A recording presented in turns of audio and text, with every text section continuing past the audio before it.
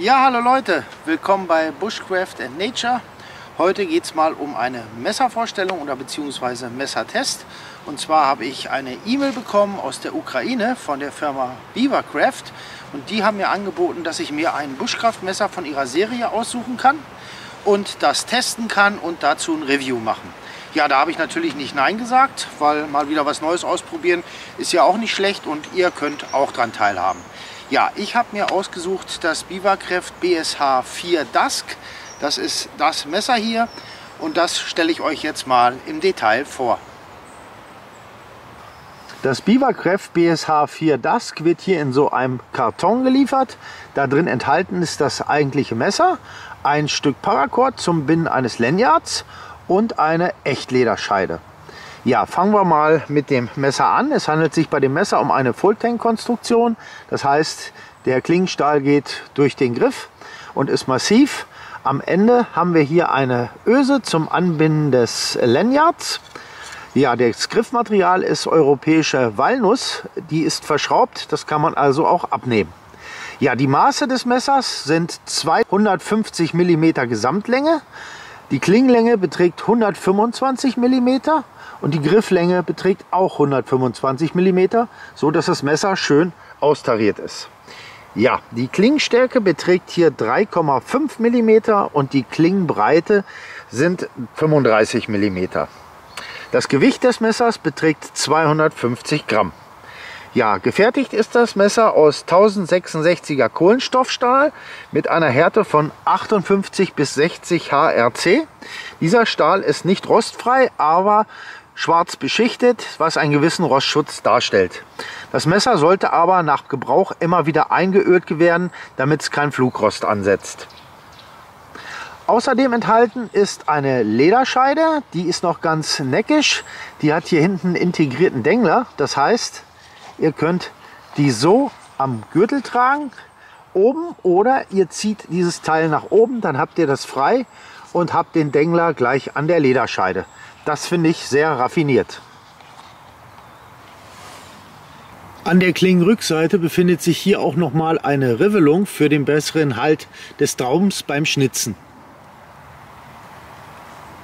Obwohl Kohlenstoffstahl leicht rostet bzw. mit anderen Stoffen reagiert und anläuft, hat er für die Herstellung von Messern aber erhebliche Vorteile gegenüber rostfreien Stählen. Er ist härter und damit schnitthaltiger, kann dünner ausgeschmiedet und gut geschärft werden.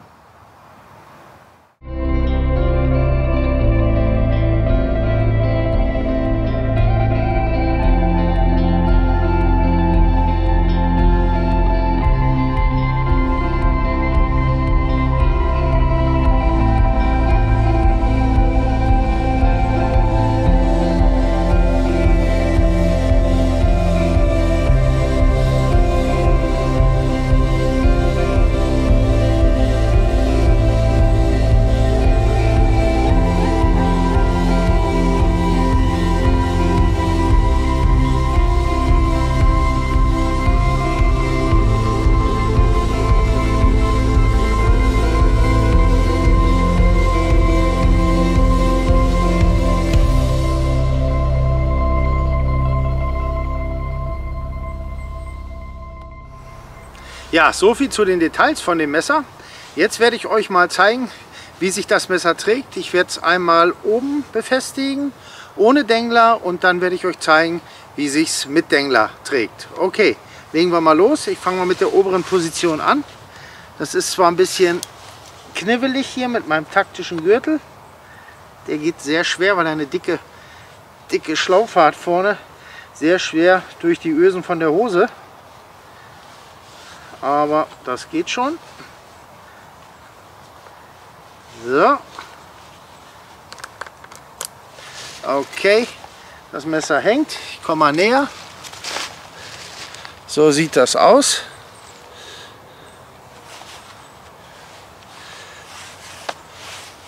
Und jetzt machen wir das Messer mal mit Dengler.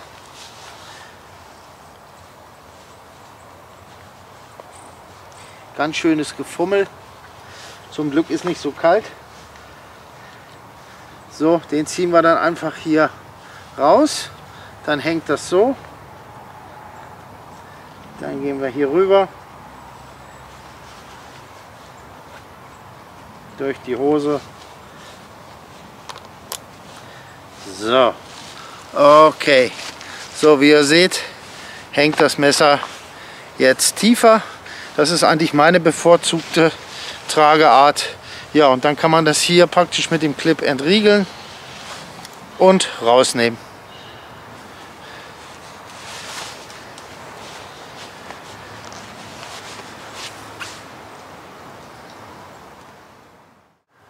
Okay, dann kommen wir jetzt mal zur Königsdisziplin für ein Buschkraftmesser.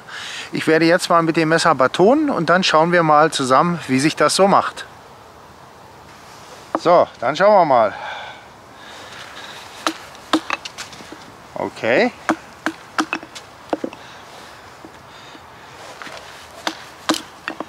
Nicht schlecht. Spaltet recht gut. Nochmal einen anderen. Sehen, ob das Zufall war. Nein, das sieht sehr gut aus. Das Messer spaltet. Sehr schön, sehr schön.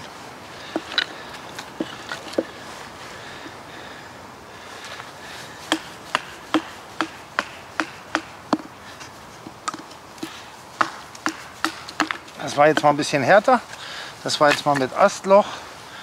Hier haben wir wieder einen ohne Astloch. Ich denke, wenn wir die durch haben, reicht das auch. Ja, das geht wunderbar. Also den Test hat das Messer definitiv bestanden. Ja, wunderbar. Super. Also, das funktioniert.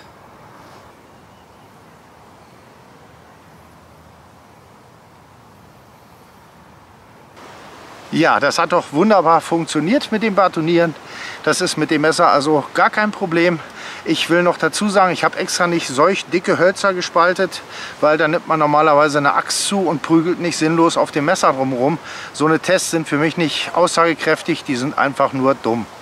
Okay, dann würde ich sagen, machen wir den nächsten Test, und zwar das Schnitzen von Fässersticks.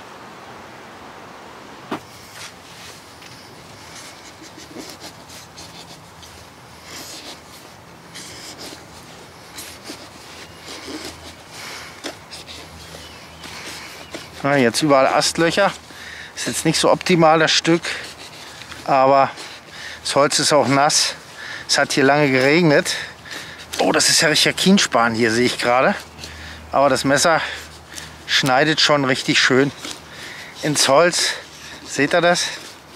Ja, das ist schon gut. Hier, das ist richtiger Kienspan hier. Seht ihr das? Richtig hart, das Holz. Boah, ist das hart.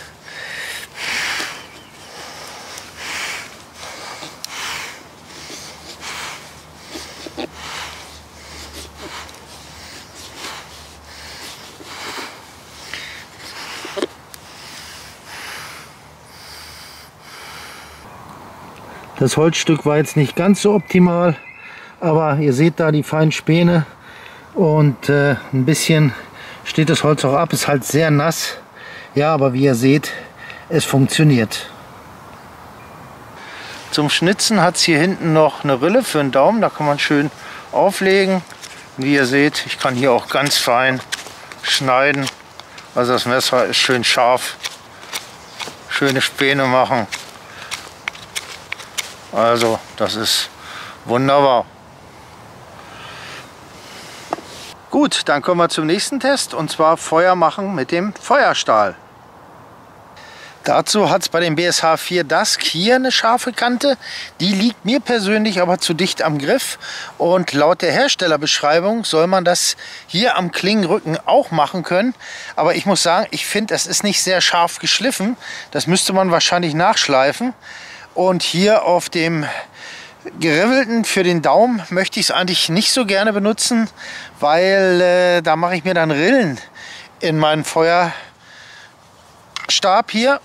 Und das finde ich jetzt nicht so gut. Probieren wir es mal mit der Seite da vom Hersteller. Also wie ihr seht, das ist... Nein, also das funktioniert nicht. Hier funktioniert es. aber auch nicht so. Und hinten am Griff, ja, da geht's. Da wird es funktionieren, aber vorne nicht. Ich mache mal zum Vergleich hier das Fellknieven F1. Das ist also ganz was anderes. Also das geht mit dem Messer nicht so toll. Es ist eigentlich schade. Nee, also nur hier, wo die scharfen Stellen sind. Oder halt hinten. Hier am Ende ist auch noch eine scharfe Stelle. Aber das finde ich nicht so gelungen. Nee, also den Test hat es nicht so bestanden. Also das müsste man hier wahrscheinlich noch eckiger schleifen. Dann wäre es okay. Aber ich versuche jetzt trotzdem mal ein Feuer mit dem Feuerstahl und dem Messer zu entfachen.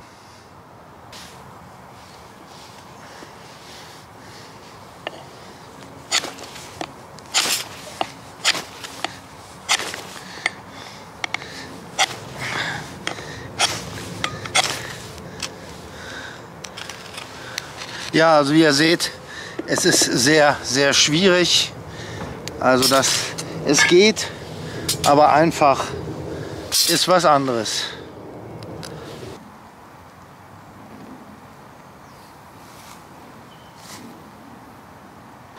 Ja, wie ihr gesehen habt, mit dem Feuer anzünden, mit dem Feuerstahl ist schon ein bisschen tricky. Aber ich denke, ich werde bei einer Werkstatt hinten den Klingenrücken ein bisschen kantiger, schärfer schneiden. Weil ich kann mir nicht vorstellen, dass es am Stahl liegt, sondern einfach nur, weil es nicht scharf genug geschliffen ist. Und werde es dann nochmal testen. Ja, genau. Und jetzt, wo wir schon mal bei den negativen Eigenschaften des Messers sind, ich habe es mir natürlich schon mal angeschaut, zeige ich euch noch eine andere Sache, die mir ein bisschen negativ aufgefallen ist. Und zwar ist das die Lederscheide. Das erste, was mir aufgefallen ist, dieser Mechanismus hier zum Feststellen. Wenn man den festmacht, geht das Messer trotzdem raus. Also es bleibt auch nicht hängen, es fällt aus der Scheide raus. Das ist also keine wirkliche Sicherung. Das heißt, es verleitet dazu, das Messer gar nicht aufzumachen und es so rauszuziehen. Und da haben wir dann nämlich das nächste Problem. Und zwar hier seht ihr schon, das ist dünnes, weiches Leder. Das ist also nicht so ein festes Leder, wie ihr das von anderen Lederscheiden kennt. Seht ihr das hier? Das kann man so umbiegen, es ist also richtig weich. Ja, und das Problem ist, wenn man das hier reinschiebt, geht man genau mit der Klinge und schneidet hier ins Leder. Genau das gleiche gilt auch hier für die Seiten, seht ihr? Weil es geht ja auseinander, das Messer, und schneidet genau in das Leder rein. Ihr müsst also höllisch aufpassen und müsst das Messer schön gerade da reinstecken. Sonst zerschneidet ihr euch die Lederscheide. Also das würde ich vom Hersteller nochmal irgendwie abändern. Das ist nicht ganz so toll. Ja, zum Abschluss mein ehrliches Fazit und meine Meinung zu dem Messer. Also ich finde das Messer optisch sehr gut gelungen. Das sieht richtig geil aus, auch hier mit diesem Walnussholzgriff. Liegt gut in der Hand, lässt sich gut schnitzen. Also das ist wirklich ein schönes Messer. Ja, es gibt halt nur leichte Kritikpunkte und das habt ihr ja schon gesehen. Das ist einmal das Anreißen vom Feuerstahl. Da ist hier hinten die Kante, die ist einfach nicht scharf genug geschliffen. Ich sag mal, wer eine Schleifmaschine hat, der kann das natürlich relativ schnell beheben. Ja, und das zweite ist die Lederscheide, die könnte ein bisschen dicker sein, ein bisschen wertiger. Das ist sehr weiches Leder und eben dieses Problem hier mit der Sicherung. Ich zeige es euch nochmal. Also die funktioniert gar nicht. Das Messer fällt raus.